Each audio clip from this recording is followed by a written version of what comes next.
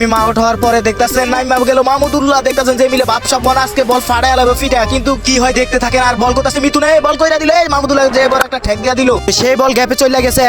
এখন মিতুন আম্পায়ারে বললেন run the wicket, তো মিতুনে বল এই পাশে করবে, তো মিতুনে বল করার জন্য প্রস্তুত। আবারই বল চাললো, কি হয় দেখা যাচ্ছে। মাহমুদুল্লাহ আবারই শট করলেন, খালি শট করতে থাকে মাহমুদুল্লাহ, যে মিলে 6 মাত আছে। মিতুন তো মাইরা অবস্থা খারাপ, ফিলিয়ার মেজাজ গেছে গরম হয়ে, ফিলিয়ার উল্টাপাল্টা কথা বলতেছে। এখন এবার এগুলা কি বল করস? একটা বল আছে, একটা বল লাস্ট ওয়ান ঠিকমতো কর, ভালো মতো। মাহমুদুল্লাহ ব্যাটিং করার প্রস্তুত, আবারই 4 মারলেন। তো এখন ওভার শেষ হয়ে গেছে, বল করতেছে তৈদ্রিতে ব্যাটিং করার জন্য প্রস্তুত। তৈদ্রিতে আবারই 4 মারলেন, আবারই ঠেক দেয়া দিলেন।